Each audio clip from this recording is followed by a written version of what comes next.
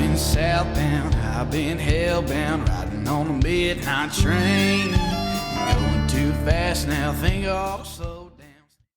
Hey guys, what's going on? Tony and Tristan here, Zero Duck 30 podcast.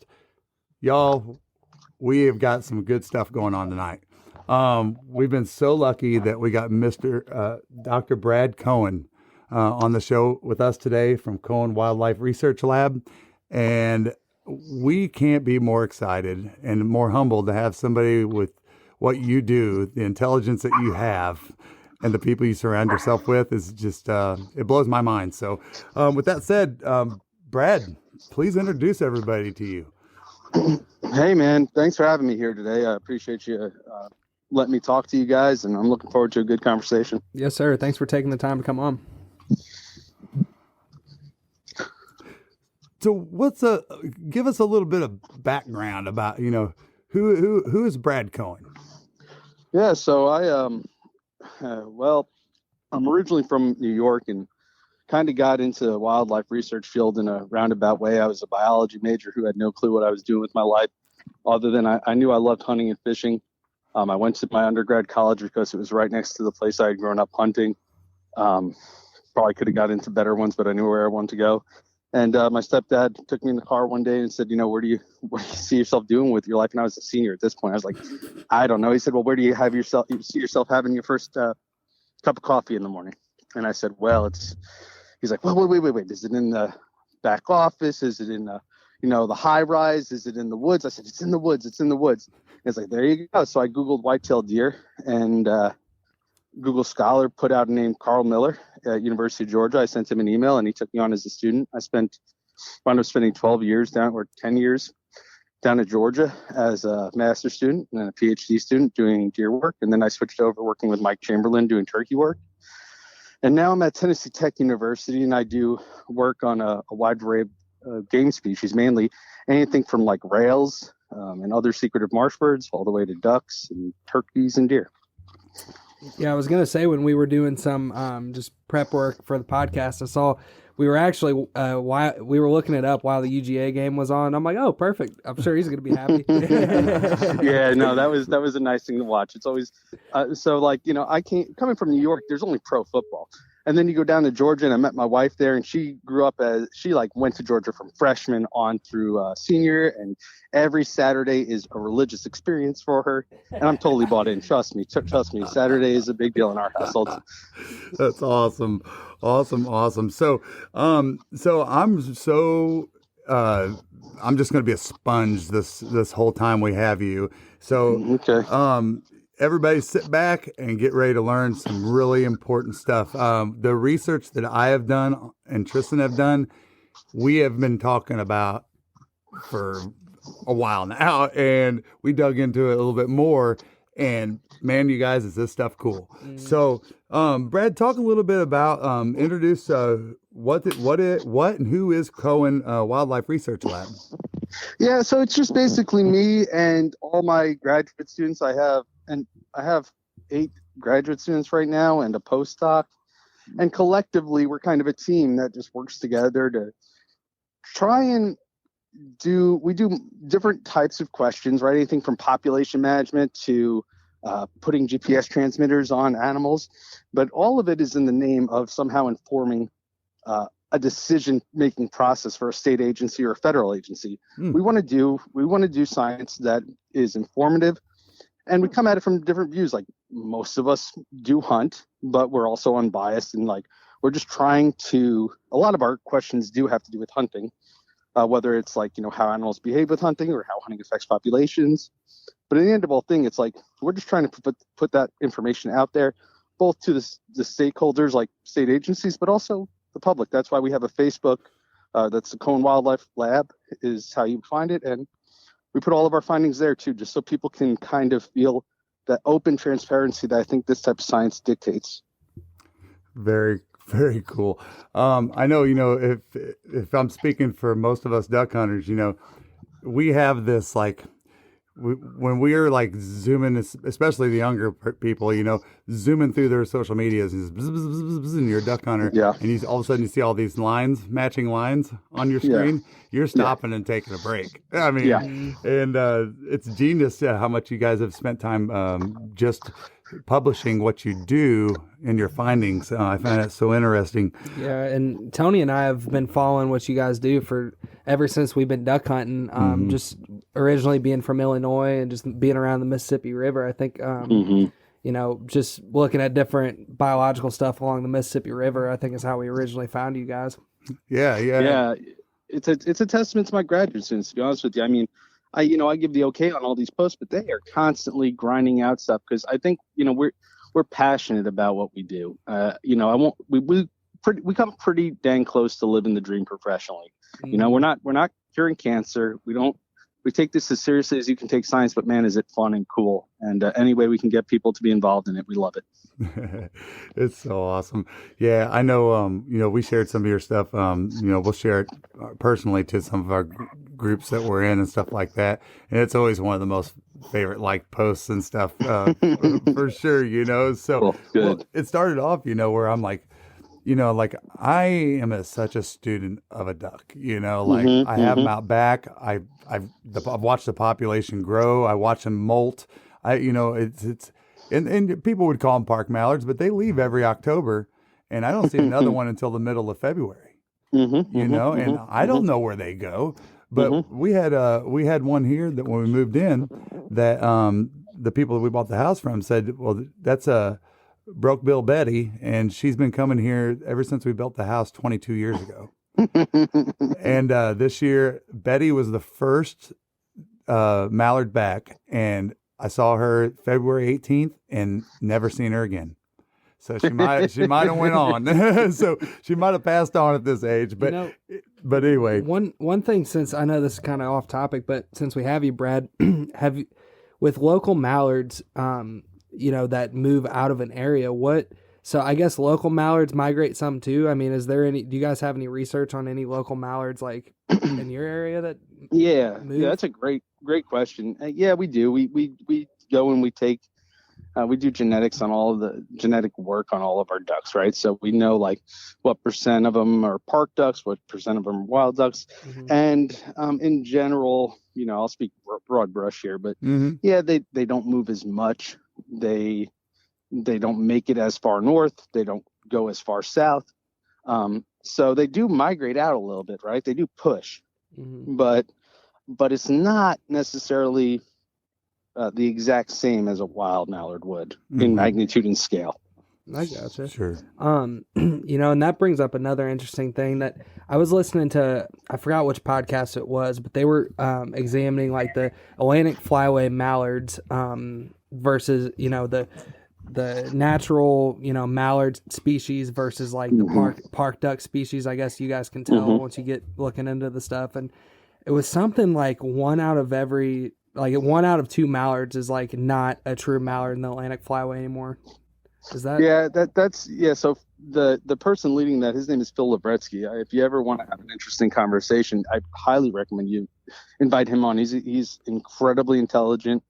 But what they're finding out there is certainly interesting with how much introgression we've seen, or basically, how much gene movement there's been from these kind of park mallards into the wild population. Now, is that the same with our Mississippi ducks? We're not. I don't really know if the data is showing that the Mississippi flyway has the same amount per se, but we do release a ton of, ducks to be shot at every year on all these shoots. So who knows? Yep, for sure. So that's we could dive down that whole mallard thing, for a minute. I mean, we really could, but let's just jump back into what are the different ways that you guys, everybody knows you for your GPS, right? Yeah. What are the different ways that you guys gather data? What are the different types of ways? Yeah. So, all right. So you got to keep in mind, while I do a lot of waterfowl work, I also do a bit of deer work and turkey work. And so it spans the gauntlet. All right. We do everything from simple hunter harvest surveys, right? did you kill a deer? Please report your deer. We just finished a project taking that data and actually building population estimates of white-tailed deer, which in and of itself sounds like we should probably have that if we're managing an animal. But it's you learn very quickly as a wildlife biologist, like stuff that is really important is also really hard to come by when you're dealing with wild populations. So like estimating how many are out there. God knows that's like an unlimited number of people. That's their whole career. So we can do something as simple as like, just tell us you killed a deer. We also use things like cameras, just like you guys go out there and go, okay, I'm going to scout out this big buck. We do the same thing, just looking at behaviors or something like that. We use one of my projects. This stuff is crazy, but one of our things actually we have what are called acoustic recording units, or also known as autonomous recording units. It doesn't matter. ARUs. Huh. We literally put them in a tree, and they just record the ambient sound when we tell them to.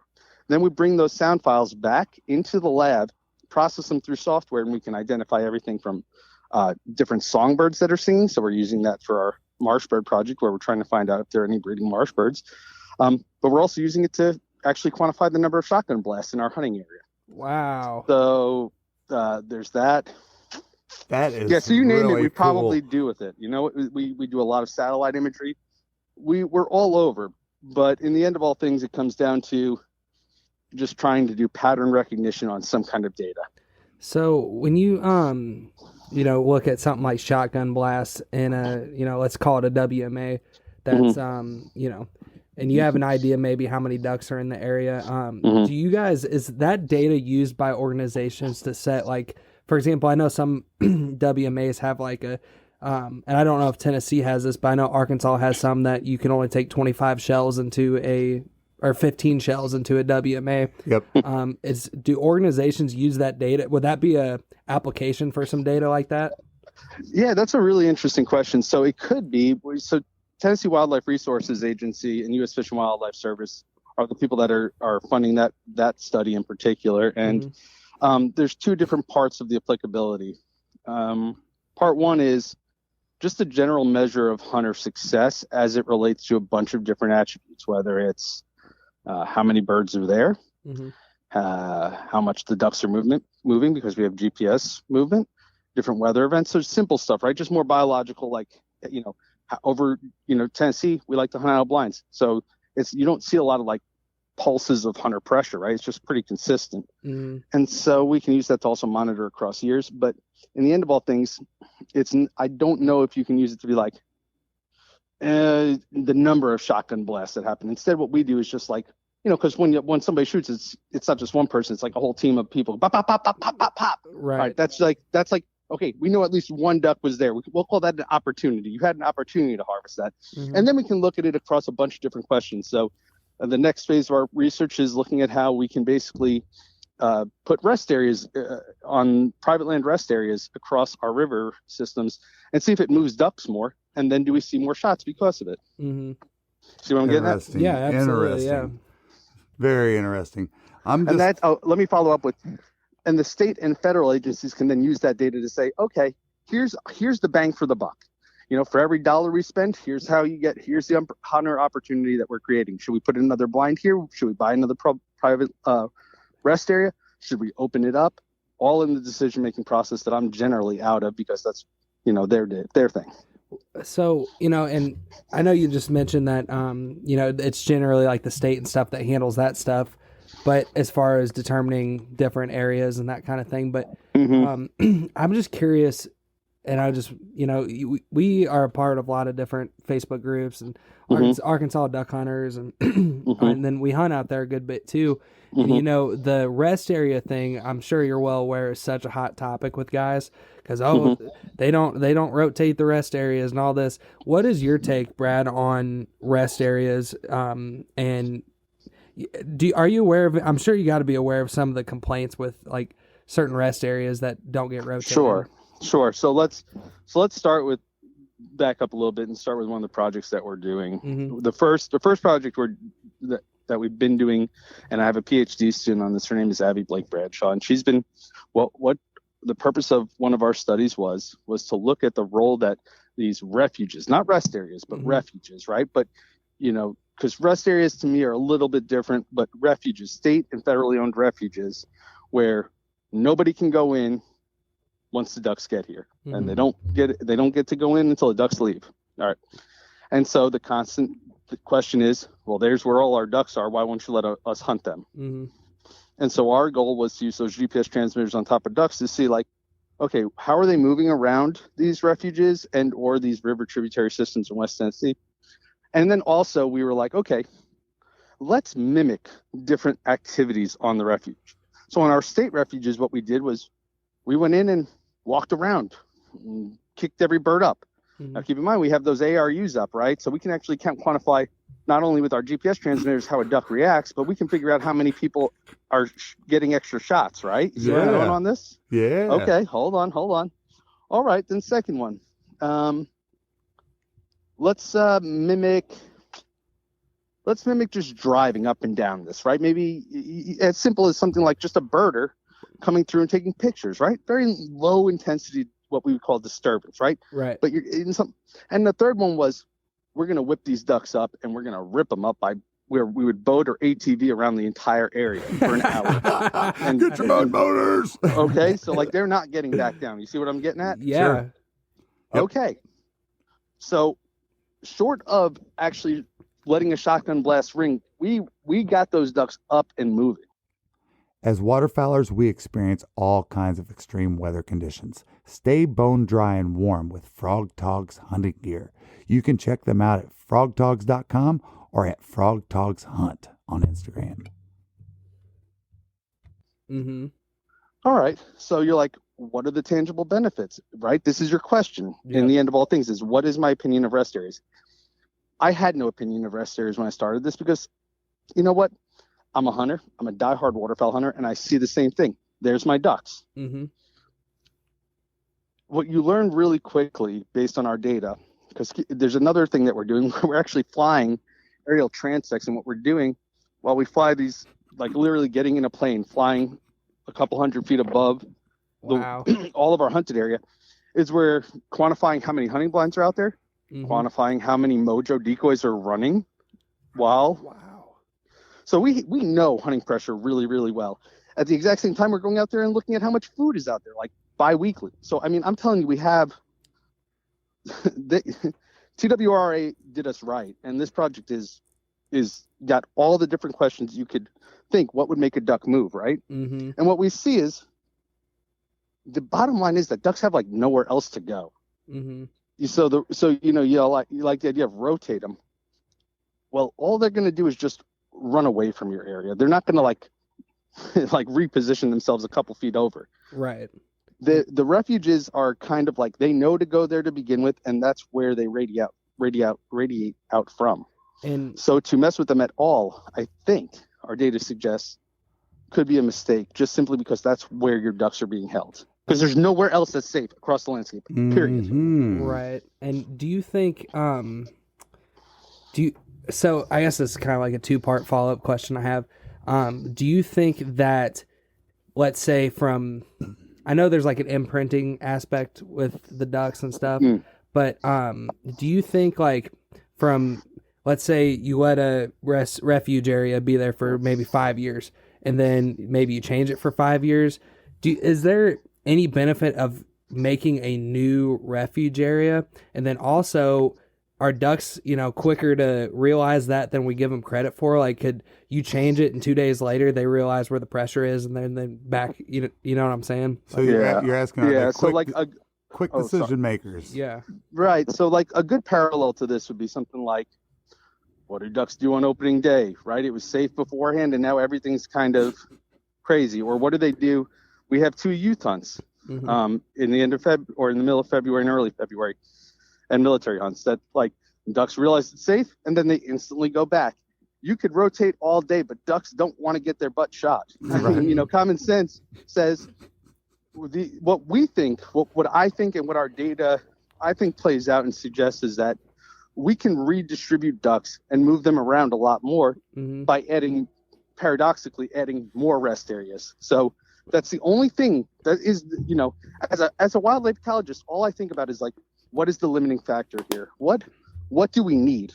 And in some places or most places, I don't know if they're food limited, but I know they're safety limited. Mm-hmm. You can't tell me there isn't where there is a duck hole or a piece of water that can be hunted, that it's not leased or hunted or this or that. You know what I'm saying? There's very few safe places. So like, you want more ducks, you got to give them what's the limiting factor. And for them, it's safety. So then you could leave it there 5 years and then hunt it for 2 days and have really good hunts. And then guess what? They're not dumb. Mm. They're not going to sit there and let you shoot at them. Right. Come on. Right? You know, and I guess in the end of all things, that's one thing I've grown to appreciate is small brain, but pretty damn smart. Yeah. Especially when it makes sense, right? Like I wouldn't want my ass to get shot at either. Exactly. You got to learn real quick. Yeah. And that's really interesting, man. I feel like somewhere deep down, whether hunters want to admit it or not, they probably have an inkling of some of this stuff, but I feel like the easy out is to, go on your Facebook group and just start griping about, oh, this is what the state's doing and, whatever, and throw your 2 cents into it. But, it totally makes sense to me what you're saying, that, you can change it all you want, but the thing is they're smart. They're going to go to their, hiding places. And essentially, if they don't have hiding places, they got to have hiding places to be comfortable to get more ducks in your area. Yes. Like the idea of like, what happens if we removed all the federal refuges? Well, first of all, you're never doing that. Mm-hmm. Second of all, like, okay, let's say you did. You know where they're going? Other safe places. They're not just going to stay around and let you shoot them. Yeah. They'll go to the parks. They'll go somewhere. Yeah. But they're not going into your blind. Yeah. It's not like Bob out there in southern Missouri. He's like, y'all come in here first morning, shoot all my ducks. They're going all the way down to Arkansas. They ain't come back. It's just, and you realize when you look at our GPS tracks, like how quickly, and when you look at the hunting pressure that these ducks experience, and you really, you fly over it, you listen to it with the shotgun blast, and you truly experience it, not just like as a hunter, like who has to compete to get to a spot, but just you see it from a duck's view. You understand why they behave the way they do, because one mistake, and it's over. Game over. Yeah. Yep. And it tells you the type of situation we've created is we shouldn't be surprised that all of our ducks are on refuges, because in the end of all things, they need to make it back north. And to do anything else but sit there and stay still until hunters are out would be pretty dumb. Right? Yeah, exactly. Exactly. It would be. Now, I've got to ask, and some of this is off topic, but Brad, we're going to keep you on here tonight as long as possible. Okay. I'm just telling you, man. This is like, I feel like we're not even starting to climb the hill. All right. So I'm just mind blown. I'm sitting here as a 50-year-old man that has been one with the woods since I was born. Mm-hmm. When people say you hit the ground running, I hit the ground running, and my mom knew I was in the woods. And I've always been astonished by the data, just like whenever we used to have that lease in Illinois, and we had biologists that studied deer that were 4.5 years of age and older for 6 years straight. And they did it from helicopter. They did it from radio collar, all that stuff. And I was just a teenager at the time, and they would come and I'd be like, can I check out those collars? They were like, yeah, come on, and they would show me and stuff. And they were from Western Illinois University. And it was just amazing to me at the time. And I'll get to the point real quick. I'm sorry to get off topic, but it was that their end results were they came and sat down at the farm with the owner and said, and this is 2,200 acres, so 4 square miles of property, and said, after 6 years of study, this is what we determined. And my stepdad said, what? He said, bucks that are 4.5 years of age and older. Now, keep in mind, this is before a lot of camera time and stuff like that out there, technology. 78% of bucks are never seen after 4.5 years of age by humans, ever. 78%. And it was just... the point I'm getting at, that just that one fact to me as a young man was so intriguing to me, and it built the hunter that I am, because it gave me more respect for the animal and what it goes through. And we're sitting here talking about what these stupid, smart ducks do. It's so well said, yes. It is, and it's just blowing my mind right now. So All right. So, all right. How am I going to get to my next question with this? This is crazy. Did I answer your rest area question or your kind of refuge question pretty good? Yes, absolutely. You Because satisfied with it? All right. essentially what I was just wanting to get at is I kind of had an idea where maybe some of the data and stuff might be what you may have said, but I wanted to hear your perspective on it as somebody that directly works with this. This is your job, Yeah. So on the properties that I help manage, like, some of these questions are kind of starting to influence how I think about things, like, how are we going to look at a waterfowl kind of landscape and break it apart so that there's a matrix of food and safety, and what type of cover do we want that to be? All of that kind of starts to play in your head, where you start to realize that it's like, well, maybe corn isn't just corn because it provides food, but it's also, shelter, right? Or maybe there should be this type of habitat that I keep spraying down just so that the ducks feel a little safer on my property. All these things start to kind of bubble in your head. Mm-hmm. And I do want to get back to like the nutrition of food and stuff with ducks, because just some of the stuff, I think I do want to circle back to that at some point, but I want Tony to get on to what he was gonna. Sorry, bud. Go ahead. You're good, man. So, these ducks that you're studying, some of these you've been recording data for years, like that one you just posted about that mallard going back to, I think, 2019. I mean, you guys got to be living like you said, your dream. But once you get that data, how do you process that data? Do you use AI technology? Or is it Excels? Or I mean, you guys have automated all this stuff because you're already geniuses, and you're like, how can we be more genius? Listen. I love it. I told you that story. I told you that story of like, okay, I'm going to become a wildlife biologist because, I'm going to sit in the woods with my first cup of coffee. Well, all right, I went and got a master's degree and realized that I would probably quit my job the first day I was at a check station being a wildlife biologist instead of hunting. So I'm like, all right, I'll go get my PhD. And so now what I do is I'm really a computer person that works with animals, right? Because I've got to learn all of this stuff, or at least let my students learn it. You know what I'm saying? I've got a current graduate student right now in my lab. He's a computer science major. He's not an ecologist in the general sense, right? But he's doing artificial intelligence learning to look at, like, how do we take satellite layers and turn them into delineations of duck habitat? Like, that's what we actually do. Is more often, I'm a computer coder. Really, I take all this super large data set stuff and I code it into different programs and out spits my answers, right? But I'm not any different than a data analyst that works for a hospital or anything else. I just ask it with animals. That's it. So cool. So, you guys got these, what did you call them that records all the sound? Oh, the ARUs. The acoustic ARUs. recording units, yeah. All right, so let's do a small little breakdown since we got so many mallard purists, and I'm a mallard purist at some level, but I think we all are. The different sounds that the mallards make based on actions, behavior, dominance, food, aggressiveness, all these things. I've been learning a lot from these park ducks myself personally, okay? And I have learned a lot of similarities between them and other animals that I've observed in my life. And what do you guys see? What are you guys processing out of those sounds when you hear this common cadence or this, 3 times? Is it whack, whack, whack? Is it whack, whack, whack, whack? Have you guys found any commonality between those sounds and what they mean? All right, so a couple things there. The answer is probably yes, but I'll tell you what, in the end of all things, the best part of my job for this project, it's not just looking at the GPS behavior, but to be able to, we do our trapping on state refuges. So like to be able to sit there in front of 80,000 ducks, right?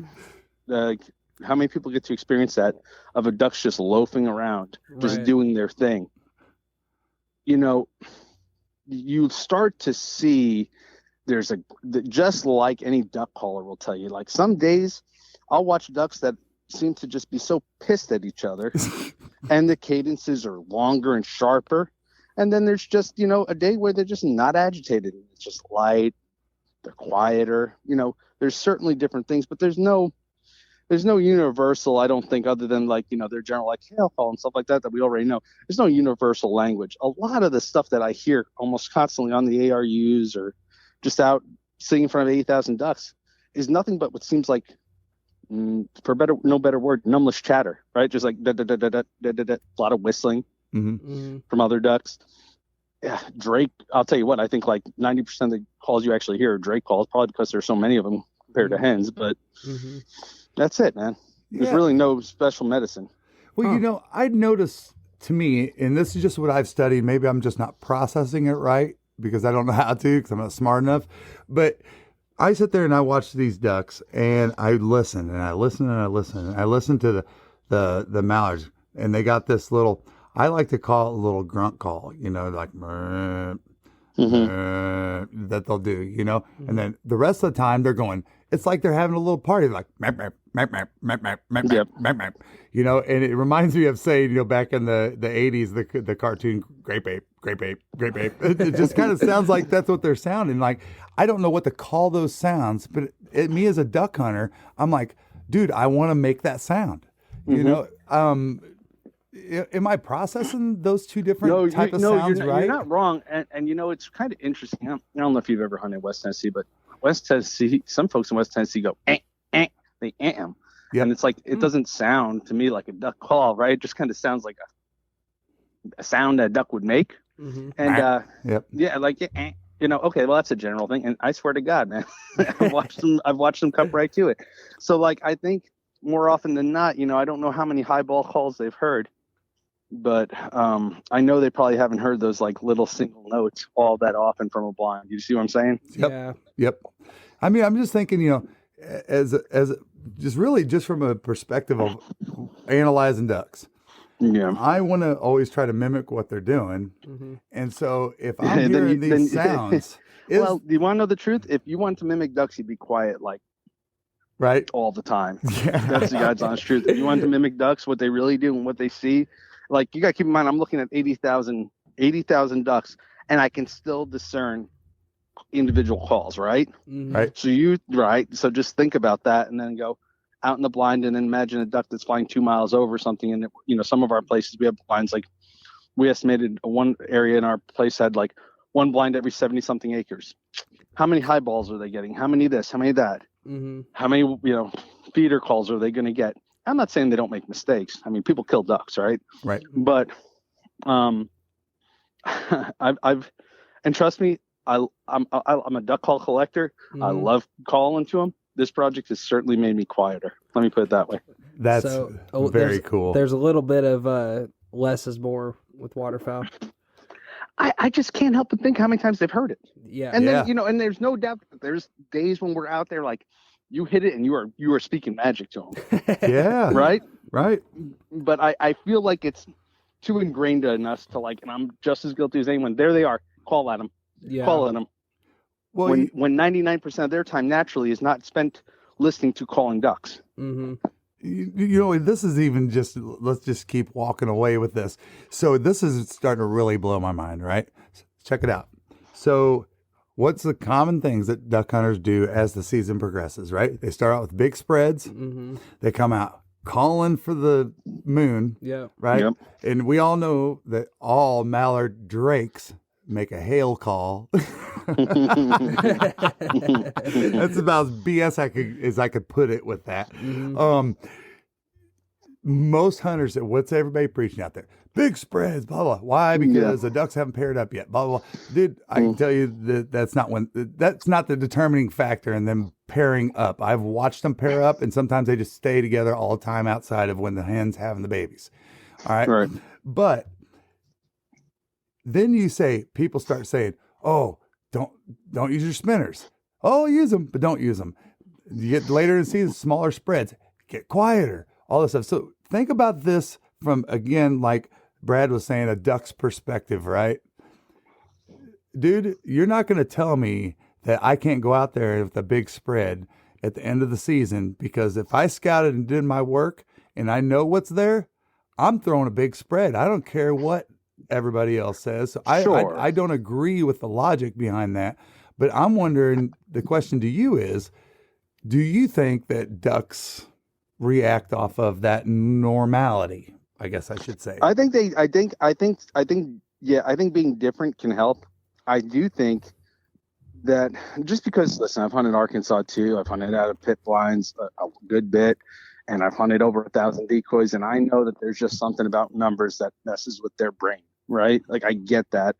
And I don't know how to put it other than like a duck just can't handle it. Like, there's got to be something going on.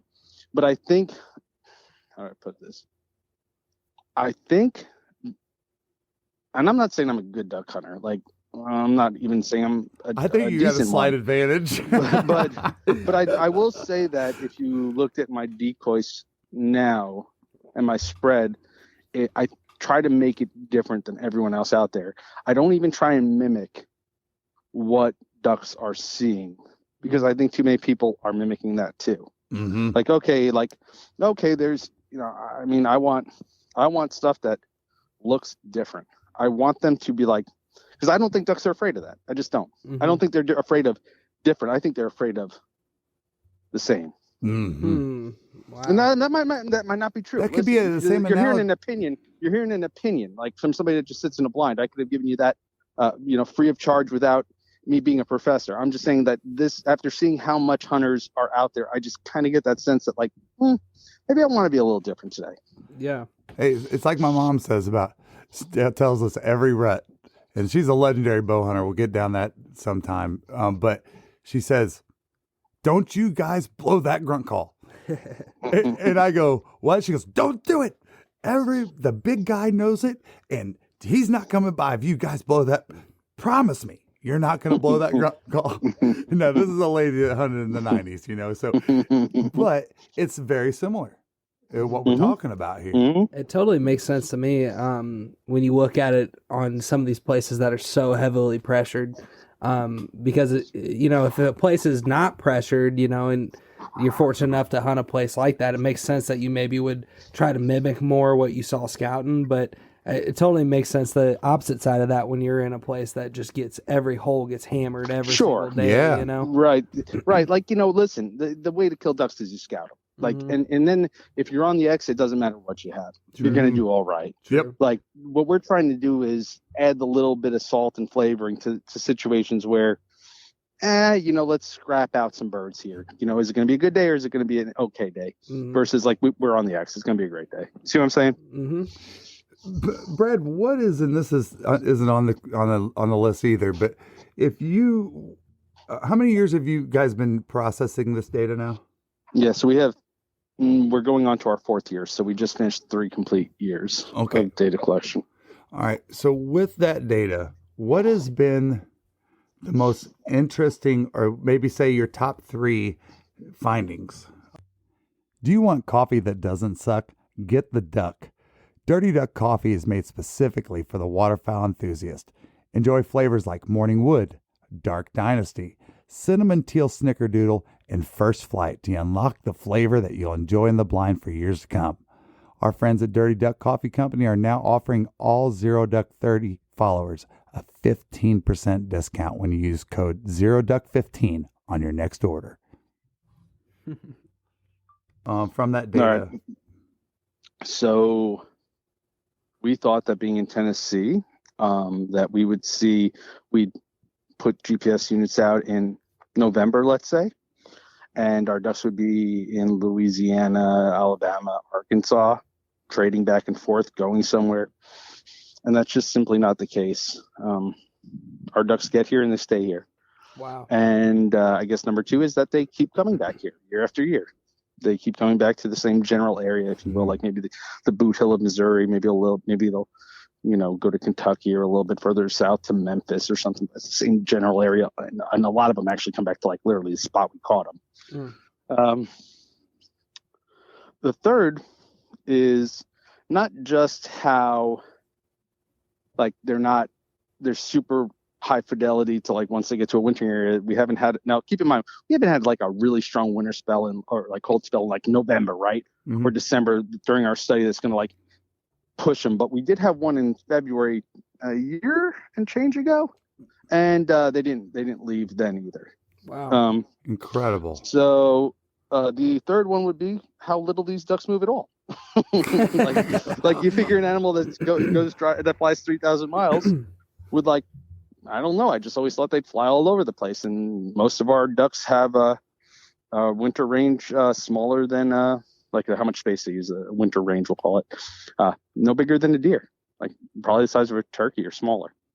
Wow. So here's an animal that can fly and flies all over the place, but spends like 90-something% of its time in like 150 to 200 acres. Wow. Goodness. That is crazy. That is mind blowing to me. But like we've been talking with people in Florida like on the podcast and stuff, because we do a good amount of our duck hunting in Florida, and originally after we left Illinois, we went down to Florida, and it seems that just from observation versus like Arkansas, right? And it's just this. What I'm trying to get here is, like you were saying, how little these ducks move, even when you had that cold pressure or that cold, good front. Yeah, cold front. Yeah. In February, and we thought, last year we hunted Florida on a cold front. It was the best cold front since like 2008, and it was like 33 degrees in Miami or something. It was crazy.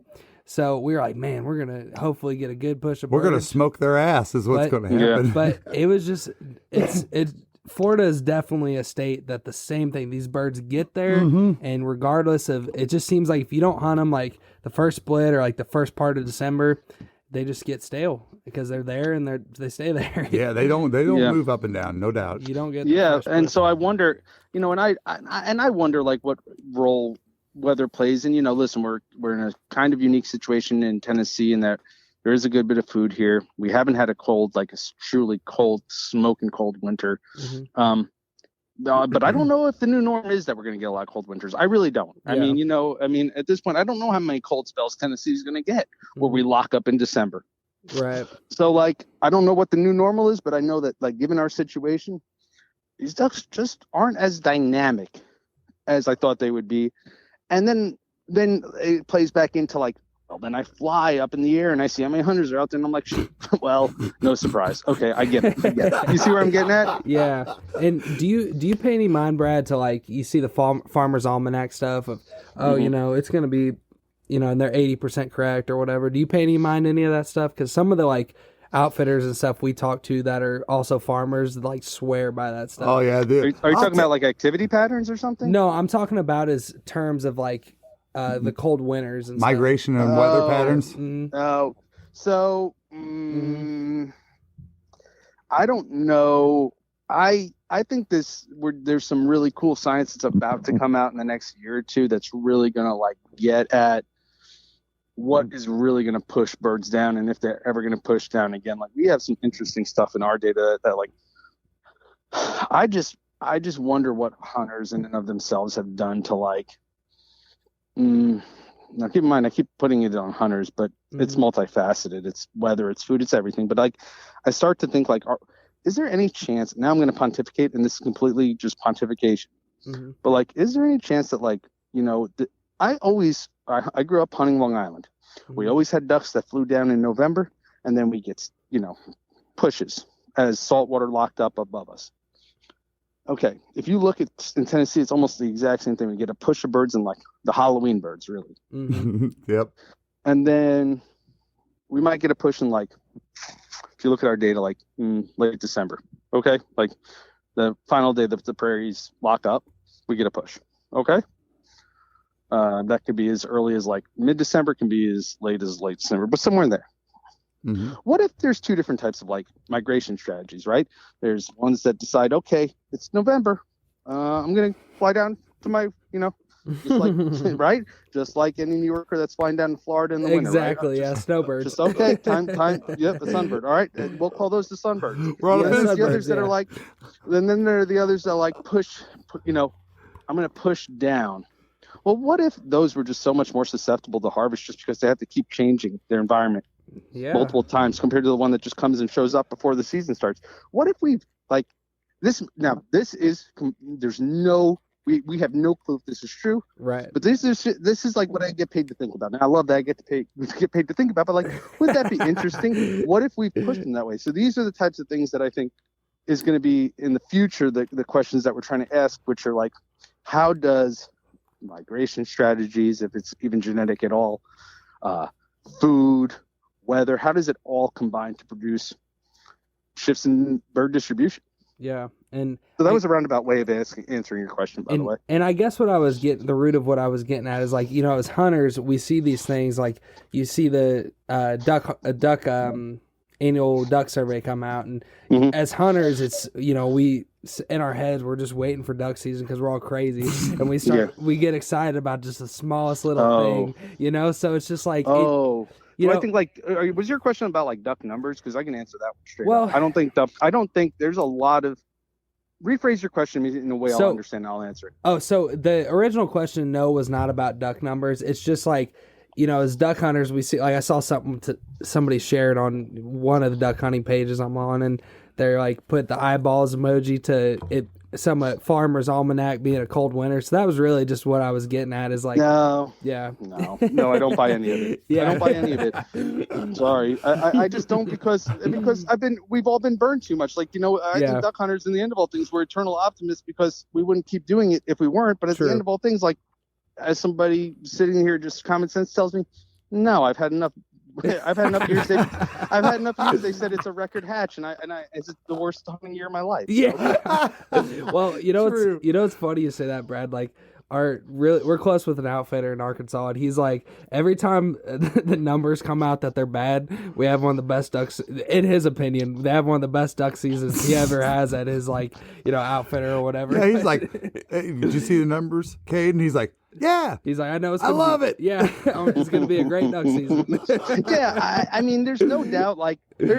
Less birds mean less harvest potential, but I'm not so sold that it's just so much more multifaceted than that nowadays. You know, it's just, there's no predictor. A good season is just like, what did we do right this season?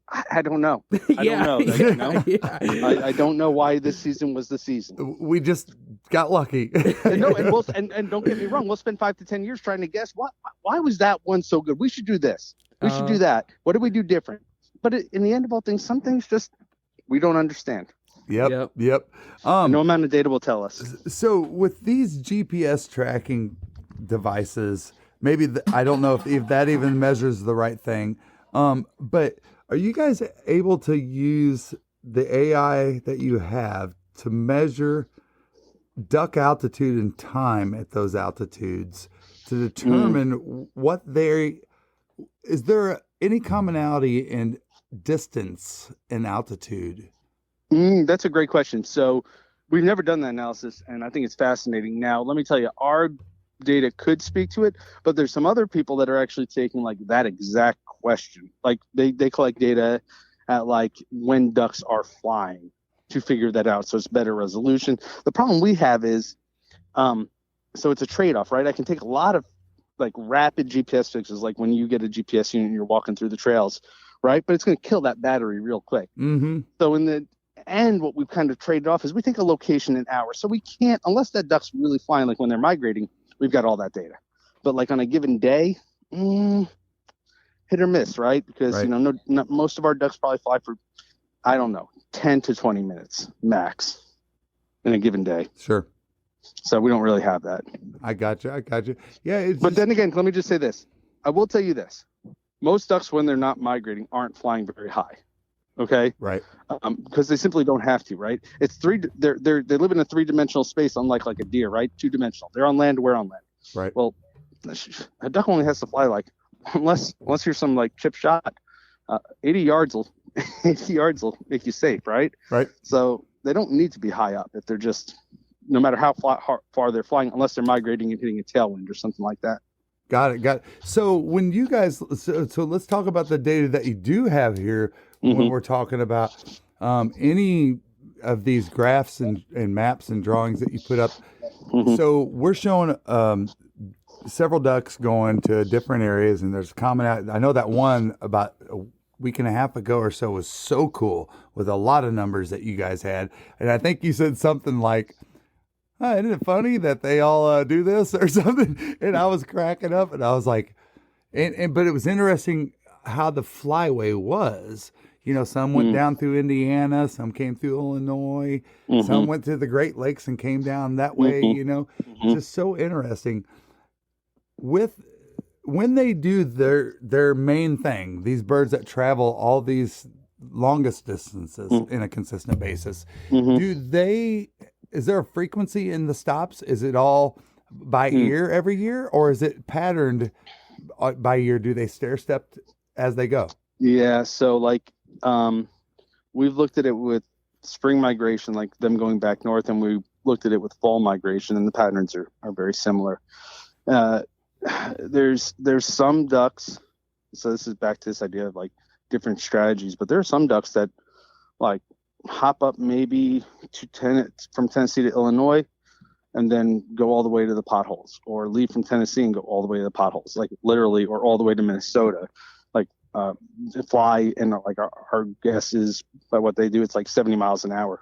They must catch a hell of a tailwind. They just go. Wow. In general, though, they take maybe 1 to 2 stops, and that's it. Like they might stop over, and that stopover can last. Sometimes it can be as short as like a day. In general, it lasts 4 to 6 days, and then they'll migrate all the way down. Now, if you get one that's like one of these kind of, you can imagine like one that's being pushed by the cold spell or freezing, those are just literally going to hop down maybe 100 miles at a time. And they can do it a bunch. I got you. Does that make sense? Yeah. And they'll stay as long as they possibly can. We had a duck that was literally like in the Dakotas until like the first week of January, when literally like the last bit of water, the biggest water, locked up. He flew to Missouri and got shot the next day. Yeah. Wow. See what I'm saying? Wow. Wow. I'm trying to process commonality in this migration of these birds, and there's nothing there's the common thing. No, that's the coolest part of my job. Like, what you see is that like what you start to learn is that like just as diverse and as we are as people, like, okay, maybe not on such a charismatic level, but animals have that too, and it's probably some kind of ecological thing, right? We can't all act the same. We can't. Because we can't be on top of each other 24/7. So you get what are effectively personalities or strategies or whatever you want to call them. And so when and I'm not saying like there aren't broad. I'm not trying to make it more complicated than it is, right? Ducks migrate, they migrate south. Right. Some, okay. But like within that, there is uniqueness to it, and it's neat on that level. I'm mind blown. Can I come work for you for the rest of my life? Not for if you free? want me to pay you, but for free, yeah. For free. I mean, honestly, I'm just like, babe, I'm going to Tennessee. All right. So what I'm hearing is once Tony retires here in about 15 years, he might be. Bro, I'm there. I am there. Let me be the campus elder or something. Now, you guys are talking about doing way too much hunting. I'm going to join you guys. Don't do it the other way around. I could go do this kind of stuff if somebody said, look, here's your deal. And I mean this. If somebody came to me, good Lord himself, and said, you got 2 choices. Well, 3. You can die. You could work the rest of your life, and I'll give you everything that you ever want. And that includes hunting. But if you take this route where you get to study waterfowl the rest of your life, you can't go hunting. I'm going to study the waterfowl the rest of my life. Oh my God! Okay, I mean, that's the kind of psycho I am. All right, you're officially psycho. Because listen, I am. Dude. I tell these kids all the time that come into this profession. Here's the truth. I'm busiest during hunting season, right? And I want to be out hunting every single day, but I'm also like helping tag mallards that are all this stuff happens. And so in the end of all things, I often tell people like, it's okay to keep a hobby. Yeah. You know what I'm saying? Like, yep. And don't get me wrong. You can tell by the way I talk to you, I'm passionate about it. I love it. But like, there are certain opportunities I'm just naturally going to miss out on that you might not, just because I am studying these things. The payoff is that I hope that we collect some information that is valuable to hunters and state agencies that makes a difference. Like that one day I'll go out on a piece of land and be like, that was something I helped inform. You know what I'm saying? Yep. There's the trade-off. Yeah. So cool. So that helps me dive into this question that I had is, I read about how the TWRA, and that's the DNR for Tennessee, Yes. right? Mm-hmm. And the U.S. Fish and Wildlife Service uses the data that you gather. Can you talk about, is everything that you do, let's say this, because I guarantee if you're a duck hunter and you were listening to the first part of this, you started going, all right, Billy Bob from South Alabama that used to go out and throw corn on a refuge and just smoke their butt. Guess what? There's ears on you, bro. All right? There's ears on you. And if you don't think that's not being shared, you got nothing coming, all right? So Billy Bob is sitting there going, all right, what's this guy got going on? So let's talk about how they use the data. Maybe, I'm sure there's several different ways, but just could you talk about a couple of the most important things that are vital that you guys are like, man, we got to give them this data? Yeah, it actually sometimes is the simplest stuff like survival data, movement data. Where do they go? Where could we, where do they hang out? Some simple stuff like that. Like, is there areas that we could purchase along migration routes or in their wintering area? That would be more priority. State agencies might be like, can we do different habitat management to either to move ducks around or to have, should we have many small refuges or none at all, or one big one? Like, those are that's how they use our data straight up. And usually it's just simple, like, here's where they move to, here's the survival rates, here's what, here's the difference maker. Wow. So do you guys have like a whistleblower? Like if they shoot them up too much in a WMA, you're like, you know what? Somebody got there with an airplane on November 20th and running through there between Missouri and Arkansas. Well, listen, I we're still exploring some of that stuff, but I will tell you, and this is just at the beginning of analysis, so this is nothing official, but I am absolutely stunned with, you would figure that if you moved all these ducks around, you go into a refuge, kick 50,000 ducks up, that you would see this huge pulse in shooting across our study area, right? Like, just by the sheer fact that I hear shots when I kick up ducks. Right. But if you look, our preliminary analysis says like, no, like what happens is, yeah, you got those ducks up. And some people shot. Some people close to refuge did some shooting. But then you know what those ducks do? They literally run right back to that same refuge and sit down and stay there the whole night. Because you've now gone into their house, into their bedroom, scared the crap out of them. And they're like, I'm not moving. So we actually, some of our initial findings are like, it actually somehow makes hunting worse when we scare. Right? Do you see where I'm getting at? Yeah. Like they move less. When we disturb them, the ducks move less on those days. Yes. Shock and blast are less, like across a whole day. Like, yes, there's that pulse that happens within 5 minutes of us getting those ducks off, pop, pop, pop, pop. And then over time, though, throughout that day, there are less shots. It changes the whole damn tree. It's kind of like if you put it as simple as like you in your house, like if there was an intruder in your house, you'd probably be less likely to go to the grocery store. Yes, exactly. And that's how you need to think about it. Like when someone comes into your safe place, your first reaction isn't to go eat that day. Yeah. It's to literally like get into your secure room, lock the door, and like chill out. That is great. Oh man. And so like it is not what I would have thought. I would have thought something different. I would have thought we would get a big pulse of hunting like that. Ducks would spread out all across the landscape. No, you're literally like, they just sit tight. They're like, what just happened? Wow. So what, we're talking about that data that you gather for these different agencies. And really you said in the beginning about it's part of your sole purpose. Yeah. Sure. Have you guys processed anything lately? I guess really the last 3 years, like you said, this information, has it changed anything in a significant way from the state level, from the national level, where it's raised eyebrows in a positive or negative way? Yeah, so I think we're starting to learn from the state level. Tennessee has an inordinate amount, like a large amount of state-held refuge areas for waterfowl across the state. And the reason they funded this project was like, here's a lot of land that we are holding up. Mm-hmm. Like, what is best for our constituents?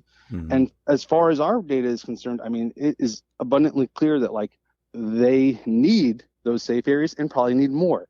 And so like on that end, we're going to do enter into a experiment looking at how if we can incentivize safe areas across the landscape and see if we move ducks around better, like I was saying.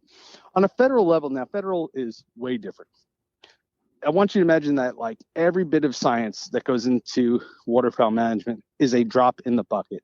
And at the Fed level, you need that bucket to be tipping over before decisions are made because they want to do what's best. Like, you know, my study is one study in Tennessee, right? Mm-hmm.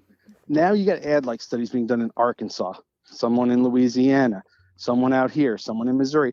And all of a sudden those pieces start to become a bigger and bigger bit. And then we can inform federal management, right? Does that make sense? Yeah, yes. So it's parts of the pie. It's just parts of the pie, right? Yep. So like your federal, like you always want to help federal management, but no federal management will ever get done on the findings of one study. That's just, it's not even scientifically dependable. You see what I'm saying? Sure. Like I can tell you guys, here's what we're finding. Here's what I think is interesting. But the feds are going to sit there and go like, show me that happened everywhere else, or at least in a bunch of other places. Let's pick up on that bigger pattern. And now let's make a decision. Right. They do it right. I got you. Cool. All right. So we're going to switch gears to a big worded question for a simple guy like me. Okay. Brad, what is, y'all listen up now, what is anthropogenic disturbance? Did I say it correctly? Yeah, anthropogenic. It's a fancy scientific term for. Did I say it right? Yeah, anthropogenic. Dude, I'm so cool. But that's right. just a fancy word for like human influence disturbance. So that goes back to us moving these birds off the refuge, but also we look at like, it's not just on the refuges that we look, but like we look at what happens when hunters come into landscape opening day. We look at what happens in these areas that are public hunted areas that are arrested for 3 days or 2 days at a time. And then hunters come in and hunt them again. So like, we're always interested in the role that people are having on actually everything we study, to be honest with you. I mean, that's kind of central to it, Right. But definitely with waterfowl, like that's certainly become more and more the pressing question because as we've done, and I'm sure you'll get to it, but we've done a lot of food measurement out there. And at least in West Tennessee, on, again, not cold, super cold winters, there's a lot of food out there. So like, that's it, you know, like people. Okay. All right. So drill down a little bit and speak in redneck terms. All right. Yeah.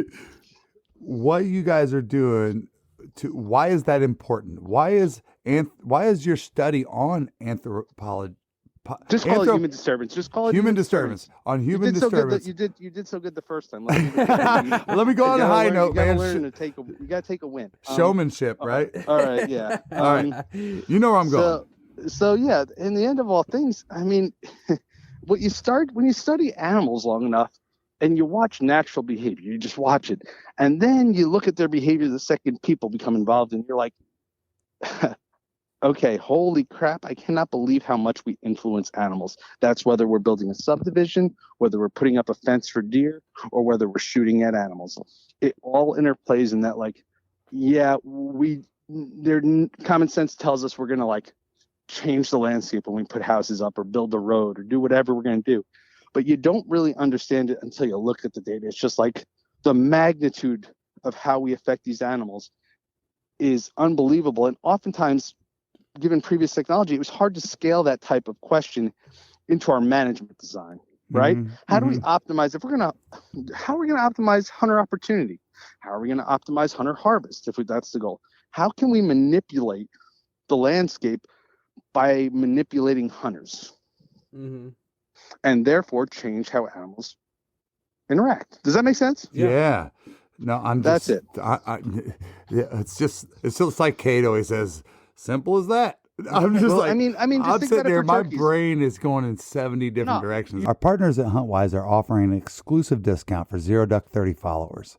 As an elite member, some of the features you'll immediately gain access to are Huntcast, Windcast, peak kill times, property lines, owner information and phone lookup, 250 map layers, unlimited offline maps, 3D maps, social media, and on top of it all, save up to 50% on some of the top hunting brands in the industry. Download and explore the #1 hunting tool set today and save 20% by using code DUCK30. This isn't, it's not rocket science, right? No. Think of it for turkeys, right? Right. Okay. Where do turkeys get hunted most? Along trails. Yep. Okay. Right. Our data seems to suggest that hunter harvest is higher off of trails. Well, why does that make sense, right? So birds, Wow. okay, well, we're not there, but that makes sense, right? You Yeah. have a bird that literally hears every day of its life during hunting season. If it lives near a trail, it hears the same group of people, that same hen, Right. like on that trail. He learns to like shut up and not talk, right? Mhm. But those naive ones, okay, well now maybe if I want to change hunter harvest, maybe I limit areas. Maybe I shut off certain trails. Maybe I open certain trails. You see where even something as simple as that, yeah, we can manage the population in some way, shape, or form, maybe by that. I mean, you see where I'm going, right? Yeah. For sure. That is so cool. So cool. It as you sit there and talk about this, I can't say it any other way that, I love animals. All right. But I'm a hunter. So I'm different geared than somebody that doesn't hunt. Right. I eat the food that I take. It's just who I am. It's how I grew up, and it's just who I am. This data, how humans affect animal, and like you said, it's no different than somebody throwing up a fence and a pronghorn migration, Bingo. whatever. It rips me a little bit in the gut, because we can't avoid it as civilization happens, and we've seen it down in Florida in such a huge way, habitat going away, and we've been talking with a lot of people that are helping out with habitat and stuff. I'm just so excited at what you guys are going to be able to do with this data to help preserve habitat. Yeah. I mean, that's the end goal, right? I mean, in the end goal, all we want to do is create the best quality habitat we can, given the conditions that are set without our say, right? Yep. Whether people are building or moving or whatever it is, we just want to give them the best we can. And that's the end goal. And people are just part of the equation. Well, like I watch let's just say Mountain Men, for example, and I'll tell you guys where I'm going with this. You watch that show and the guy's out there flying a bush plane for 3 hours into the forest that is undisturbed by man. Mm-hmm. Animals do what they do on a daily basis, whether you're there or not, and they have this process and these habits and all these things. And what's interesting to me is the difference of how remarkable so many of these animals are to be able to adapt to these habitats and change, is so cool. So, Brad, one thing I wanted to ask kind of on that topic before we get off that. So, Tony and I are big deer hunters and from Illinois and stuff, and that's kind of where our love for the outdoors both started. Obviously, my dad, getting me into it and stuff. And, people talk about how smart, like we were talking about earlier, how smart big bucks are, over 4.5, 5.5, 6.5 years old deer. Yeah. And people talk about your best chance of killing a big buck. Obviously, you're taking it into consideration, wind and all these different factors into your hunt if you're really serious about killing a nice deer. But, Sure. I'd imagine since you guys are like tagging mallards and stuff, I'd imagine you're probably putting collars on deer, maybe too. What have you guys found as far as, let's say I'm a hunter going to hunt Illinois and I've hunted an area 2 or 3 days in a row, and I'm not seeing success. Because people say basically, essentially what I'm getting at is that after the first couple hunts, if you haven't had success there, it's probably time to move because you probably put enough disturbance in that area that the big deer, smart deer, are not going to come through there. What kind of data do you guys have on that with mature white-tailed deer? Yeah, so some of that stuff I helped work on when I was at UGA, and in the end of all things, I think that's a pretty good rule. I think a lot of, and it's just not like research that was not at the University of Georgia, but research at Mississippi State, who has a great deer lab too. I mean, we see bucks, especially mature bucks, learn the game really quick. Like even when you do your best, it's only the reason so many bucks are killed during the rut is because simply because they're following does, and maybe the does aren't as sensitive, right? Right. Like, although I do think does are just as sensitive, but like they don't have you on their mind. But the second you're there, they know it. They just know it, and they respond accordingly. They avoid the areas you've been at. So I think 2 to 3 days is pretty generous. I gotcha. Yep. So it goes along with what my mom's been preaching since 80 somethings. So yeah, they are incredibly, and I always give credit this, and people look at me sometimes and think I'm crazy when I give this analogy. This is how genius, and I don't know the name of the guy that wrote Bambi, but who was the great prince? He was the biggest buck in the forest. And when he knew something was wrong, all animals said, go home. they got out because he was considered the smartest animal in the forest, and it's interesting to me that man or woman who wrote the book analyzed animals so much to put that. It wasn't all just because he made it with a big rack. If you look at the science, it's just like anything else. Like, I don't think animals move as much as we thought they did, especially in the confines of when people are out there. Like they just sit still a lot. So the second he senses you, okay, yeah, he has one option. He can go somewhere else, but he can also just like hang out and wait for you to leave. And it's probably a combo of both, but they're super sensitive to it. And I think it's made me, as far as a deer hunter, because I'm a huge deer hunter too.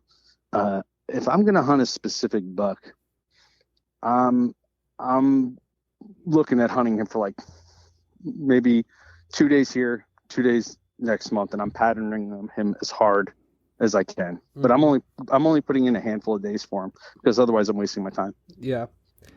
Now, Brad, people talk about, it's kind of like the I don't know if you want to call it like a wives' tale or whatever you want to call it, but people have these theories on if a certain animal is talking in the woods, or like people say, like with waterfowl, for example, like if there's other birds flying, like the waterfowl are probably still flying, and then once the other birds die off, throughout the morning or whatever, then the waterfowl quit flying. But like in the woods, people, for example, like sometimes just from me and my dad's like observing, like you might hear squirrels or blue jays going, crazy in the woods, and then not too long after that, you might see a deer. So do you guys with the ACUs, is that what you called them? Oh, the ARUs, yeah. ARUs. So have you guys had, like, can you quantify any of that data with like waterfowl or any of the other species? I'm so happy you're my son right now to ask this question. As far as like whether it's waterfowl, deer, or turkey, is there any correlation with like the general environment and all the species to like the species you're targeting? Like, cool question. Yeah, I don't. That's a great question, and I'm going to hit it on a roundabout answer. So I've done this research now with turkey or deer,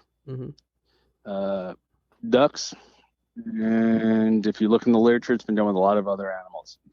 All right. If you look at everything animals are sensitive to, what they are undoubtedly most sensitive to is changes in barometric pressure. Most is a harsh word, but what they are sensitive to, right?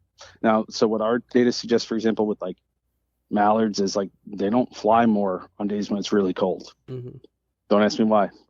But right a day before a storm comes in, those suckers are up and about. And that holds true for squirrels, blue jays, blah, blah, blah. So like when you're seeing animals be more active in a given day, they're all responding to the same thing. Now within an hour, probably just their own timing. Like yeah, a lot of animals are active like at 7, 8 in the morning. You see what I'm saying? Yep. Yeah. And one thing that was actually part of my thought when I was making that question is like, for example, with the teal we were just scouting, and we don't see this as often like hunting the timber, but like for example, they say in our area like foul weather is good for waterfowl, and the barometric pressure change. So we're scouting teal. I guess it was Sunday morning. Yep. And we sat there. We got out there kind of late to the spot that we got to or whatever, and it's 8:30, and we saw one teal between probably 8:30 and 9. And then we, between 9 and 9:10, I bet we saw 20 or 30 teal. But we were like, we got 5 more minutes. We're watching the storm roll in, looking at our weather apps. And we're like, we got 5 or 10 more minutes before we got a jet, or we're not making it back to the boat ramp before the storm hits. And it just seems, people say, oh, you smoke birds, in the rain and stuff. It seems like the barometric pressure seems so important. Yes. For that. Yeah. So like, okay, listen.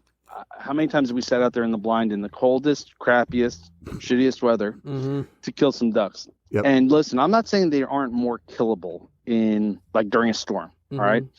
I'm not saying that, because they could choose different habitat types. They could go into like wooded area. Well, they'll probably go into like, I don't know, secluded areas that we might hunt more. Maybe they are, but they certainly don't move more during a storm. During a snowstorm, they don't seem to necessarily move as much. Cold days, they don't move as much. What they do is right before a storm. The day, like that barometric pressure is truly dropping out. It gets a little windy. You know what I'm talking about, just like you're talking about. When that storm, whether it's, a day away or an hour away, they're getting up and moving. Now, where are they going? Well, maybe to a spot to rest out the storm, or maybe they're going to eat. Who knows? That's what some of our research will look at. So interesting. All right. So, by the way, I've got 15 more minutes. All right. Perfect. Sounds good. All right. So let's jump into this real quick. Talk about your objective to estimate biomass, energetic use days, and depletion of flooded, unharvested corn from wintering waterfowl in Western Tennessee. Because, listen, when I read this on your website, I could tell that there is a lot of energy being put into this area, and I want people to understand what this means. All right, so you're going to rile up every person from Louisiana when I talk about this. Beautiful. All right, so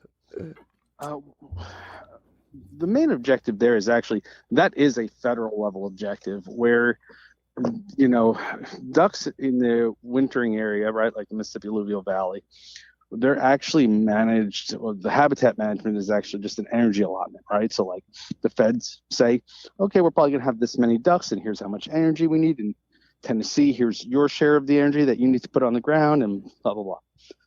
Okay. And I'm going to try and make it as kind of simple as possible, because it's a little more black and gray, but all right. So we want to know how much corn is out there, period. That's our goal. All right, we want to know from the tippy top how much flooded corn is out there from the Dakotas all the way down. All right, and that's multi-level, because we want to look at how it affects duck migration, all that stuff. But in the end of all things, believe it or not, the feds don't really have a really great estimate of like how much is available initially on, let's say, private lands, like which we would assume are better quality because they can, it's better quality land usually. Right. And also, how quick is it depleted? All right, you ready? Yeah, corn obviously provides a ton of food. And yes, West Tennessee has a ton of it, both on public and private land. In fact, like probably most of it's on private land. Most of it is eaten, but there are certainly is a lot of flooded corn left over by March. All of that is, in the end of all goals, what we want to do is like try and understand how much energy is the private land contributing to waterfowl. Like, because then maybe we can start thinking about like maybe diversifying some of our management elsewhere, maybe putting less food in certain places to make ducks move around more. You see where I'm going? Yep. Large landscape scale. Yeah. But yeah, like corn is king, and it's not going anywhere anytime soon. Understood. That is so cool, because each of these things are like things that you don't really think about every day as a duck hunter. What are some of you guys' goals for the future? Like, what do you got your eye on? Like, if I can figure out a technology to support this data I want to get, what is that? Yeah. So like where we're going with it is your question like where are we going with the next phase of research or is that it? Yeah. I mean, let's keep it Listen, there. our next goal, our next project is this. I mentioned my PhD student Abby Blake Bradshaw. I have another PhD student named Nick Masto, and I had a master's student named Corey Highway. It's 3 students that did the first phase of this project. Okay. Now Corey Highway is coming along to do his PhD on the second phase of this project, and it is literally a replicate of the previous 3 years, except that we're going to try and add these private land rest areas. What we're doing is we're going out and working with landowners, and we're hoping that they'll set aside a portion of their land that they were previously hunting to be a rest area. And I'm talking about the thickest, gnarliest, unhuntable stuff they've ever had, right? Gotcha. Like we want it to be secluded, and we're just going to put GPS trackers on those ducks, and we're going to do the exact same thing. A perfect, beautiful before and after design. Does it affect harvest opportunity, duck survival, duck movement? Because if that's the recipe, that is implementable. Like you can do something like what QDM does, where they have QDM cooperatives. Well, listen, I might only own 100 acres. You own 100 acres. Everyone here owns 100 acres, but maybe we take the central 25 acres of the corners of our property and make that a rest area. And we all hunt from the Beautiful. edges. Yep. You see where I'm going? Yes. Mm-hmm. I love that. Maybe that is something that can tangibly be done. And that's what I'm most excited about right now is like seeing, I don't know what the effect size will be. It's a hypothesis, and that jazzes me up. Like it's a high risk, high reward type of situation. Yeah. That's awesome. That is so cool. Man, we're so thankful that you could be on here with us tonight. And you said 15, so I'm going to keep you less than 15. Okay. We got to give you time to go maybe have beer or whatever. But, or maybe have dinner with my wife, you know, one of those two things. I mean, give her love for us. My daughter's been staring at me from the window for the last 45 minutes. That's okay. That's okay. Oh, goodness. All right, so check this out. What can we do as hunters, or if you're not a hunter, you just love wildlife, and it doesn't have to be ducks. You guys do all these different animals, and you said everything from rails or whatever. What can we do as public folks year round? What are I mean, can you give us a handful of things that you guys would say, hey, we need you? Mm-hmm. Okay, you ready? It's gonna. I don't want it to sound pompous, but here's the deal. Hunters have to understand that the agencies that manage their wildlife are hunters too, and we all want what's best for the resource. Like there's no secret agenda. There's none of that BS. Like in the end of all things, we can't act on gut and superstition or like thought like, hey, it looks different. We let science drive the question and make sure we provide the best opportunities for everyone. And all too often, it kills me to know what good people are in this field. Mm-hmm. And the crap they get constantly as like they're somehow the enemy. Like none of us got into it for that. All of us got into it because we love this stuff, right? We're all on the same team. So join Ducks Unlimited, join Delta, join NWTF. They do great things. But in the end of all things, trust the agencies that are managing wildlife, because we're all just trying to do the best we can with the resources that we have. Man, understood. Thank you for sharing that, Brad. That's a great way to reply to that question. I mean, we all do forget that the reason why everybody. If I wanted to do it, I think we all see the backlash that you guys get, and it just across the board throughout any state, you know. And that's great that you brought that up. You can always preach from the sidelines, right? Yeah, exactly. Everybody's a Monday morning coach. When Tristan was playing football, I knew every right answer. Monday morning quarterback. For that head coach, and I wanted to tell him, but I couldn't because I was a coach, so I didn't do that. It's the same, Monday morning quarterback. Monday morning quarterback, exactly. So do you guys ever have any like needed bodies, people like when you go out banding or anything like is there anything if somebody wanted to contribute or money or time? How could we do that? I mean, we generally have been really fortunate on the money side right now. The state agencies and federal agencies that support our work are excellent partners, and so what we're really looking for is if somebody wants that experience, we're generally, depending on our timing, happy to somehow get them involved if timing allows. They can follow us up on our Facebook page, Cohen Wildlife Lab, and leave a message. And if it's something we can coordinate, we will. We often can, but sometimes, we can't, depending on where you guys are. And we just want to get people that experience. That's fine. That's awesome. And so where can everybody follow you guys at on social media and stuff? I think it's at Cohen Wildlife Lab, and that is COHEN Wildlife Lab, both on Facebook and Instagram. Man. And we post as much information as we can there. If you're interested, great. We hope you enjoy it. I'm so happy, but I'm so sad. I mean, this was, I don't mean to throw favorites, but this was, for me personally, as a person, my favorite podcast we've done. Brad, thank you. I'm blown away. I wish I could just suck your brain. Of information. Maybe next time, maybe you invite me into a duck blind somewhere, and you can get a full couple hours of all my opinions. So yeah, we're gonna strap you into the line. You're not leaving. Yep, we're gonna make you get up and do this special call that that you won't tell anybody about. Yeah. Right. Here, watch me whistle to him and drop him out. Right. He just shows up with a deer grunt call, and they start falling in the spread. Like this guy. Yeah, just a chainsaw or something like that calls them in every time. Yeah. Awesome. Well, thank you again so much. We're humbled by your time that you spent with us today, and please pass on our apologies to your family. And I hope that we can have you on later on. I'd like to talk to you about mid-season, maybe during the first break if you're available, and let's just talk about like real data, like as it's happening. Yeah, that'd be wonderful. I appreciate you guys. It could be a lot shorter version, but just kind of dive into that. Hey, man, I appreciate it. Thank you. Thank you so much. Thank you so much for your time, Brad. It was awesome stuff. All right. Talk to you guys later. Have a great night. I've been southbound, I've been hellbound, riding on a midnight train.